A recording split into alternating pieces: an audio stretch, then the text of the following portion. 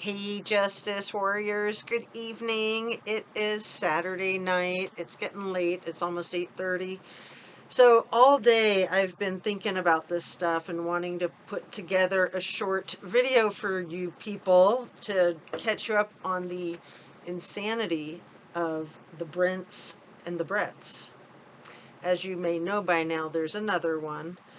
But before I get my brain all twisted around with that, let me just say that everything I say is simply my opinion. It's simply for the sake of conversation, hoping to open up a discussion with you guys. And it's educational, hopefully, for me, for you, for anyone who's interested. And last but not least, it is made specifically for YouTube, which, as we all know, is an entertainment platform. So, on with the show. Please hit that like button, share, and subscribe if you feel so inclined. So we heard that Brent Kopacka, the Army vet that was a fatality of the SWAT team at Wazoo, basically right outside of Wazoo at the Coffee House Apartments, on December 15th, 2022. That was at 4 in the morning. So it had started on the 14th and it ended on the 15th. So Brent Kopacka, who was 36 at the time of his demise, he was in that brigade, right? The 82nd Airborne Division with Kyle Payne and Brent Payne. Both of them. So we've been misinformed about Brent Payne, the corporal who wrote the affidavit and is in charge of the whole Idaho 4. We were told that he was 26 years old and that he had 4 years experience as a police officer, 2 with this department and 2 somewhere else. Not true. Dang. I can't stand misinformation. I mean, that has been rampant, just like the whole thing with Bethany and Dylan being 19 when they are not. Okay. Apparently nobody in that house was 19. We had maybe 3 20-year-olds and 3 21-year-olds. So a 20-year-old and a 21-year-old survived.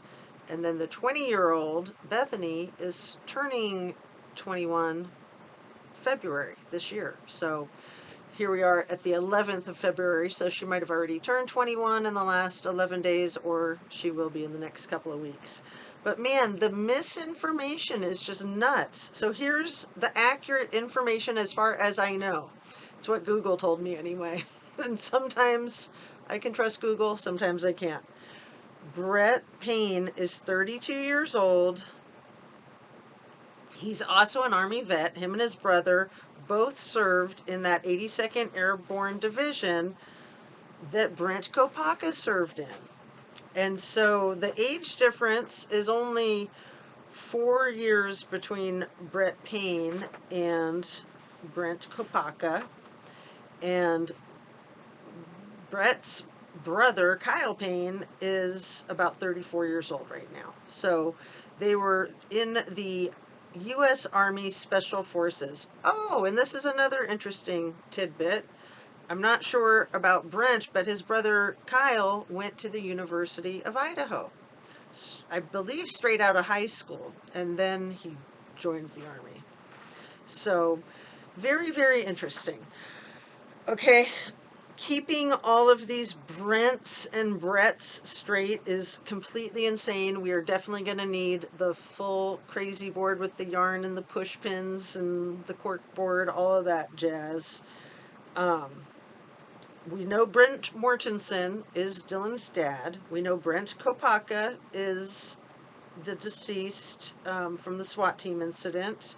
We know that Brent Payne is the corporal. And so Brent Kopacka, did I say Brett or Brent? Kopacka was shot by Sergeant Brett Boyd. Oh my goodness. Oh my goodness. So thank you to one of my viewers, and did I write her name down? Jamie, is it Jamie Hood, I think? I hope I have that right. I'll fix it in the comments if I don't. I think it was Jamie Hood who put that in my comments earlier today, that Sergeant Brett Boyd is who was in the SWAT team and shot at Brent Kopacka. So Sergeant Brett Boyd is another sergeant for Wazoo. Wazoo Police Department, where Chief Jenkins, that had interviewed our criminal defendant, is now the police chief. So I got a couple more facts for you guys. This is insane. Okay, they have 33 flippin' sergeants in the Wazoo Police Department. 33 sergeants. And every single one of them makes six figures. Yeah, you heard me. Okay. What does that have to do with anything? I don't know. We've been talking about salaries and that sort of thing. So the Wazoo sergeants make about as much as, close to as much as what the Pullman police chief makes. I would imagine that the Wazoo police chief makes even more. I wasn't able to find that information since the man who was the police chief for a few years is no longer there, so he's not in the system that I was looking in. And then Jenkins has only been there for 6 months or so he's not in the system yet either, because it goes year by year. So that was pretty wild, finding all that out. So much misinformation. It just drives me nuts. Some of it is accidental and some of it is intentional. If it's intentional, it's called disinformation. If it's accidental, it's misinformation. So why has it been circulating all over that the guy who was in charge of Idaho 4 was 26 years old with 4 years police experience? He only has 2 years police experience, not 4. So we knew he was with this department for 2 years, but he's never been a cop before. I'm not saying that he's not fit for duty. He's an Army vet, okay? So why the misinformation? That's what's frustrating to me.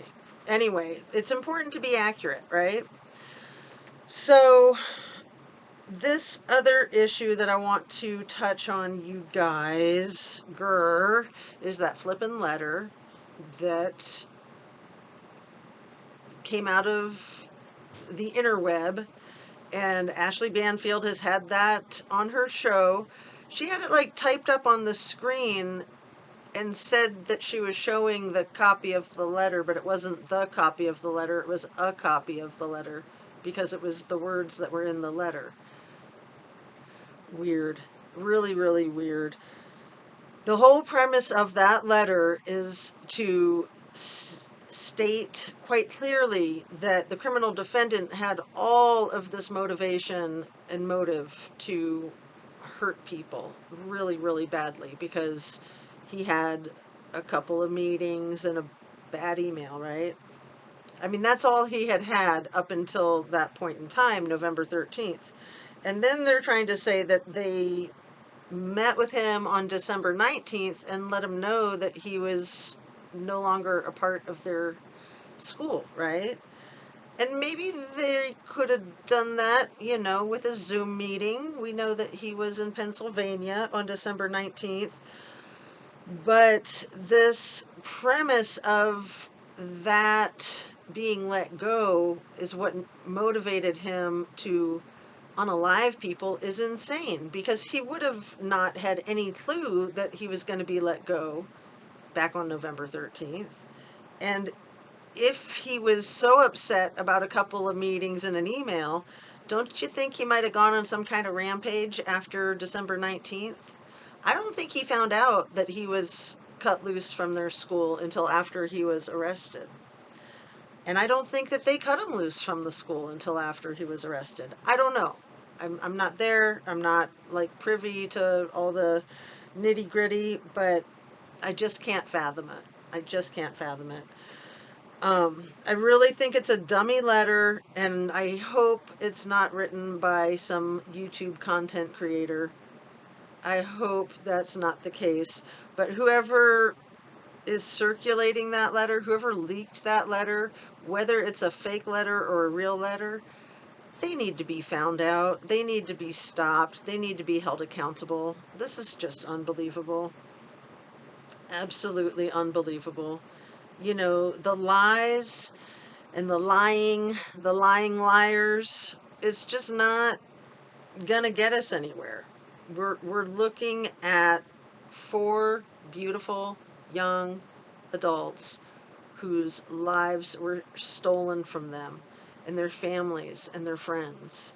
And we just can't have all this ridiculous misinformation and disinformation. It's just not okay. Even if it's misinformation, it's not okay. But if it's disinformation, those people really need to be held accountable, in my opinion.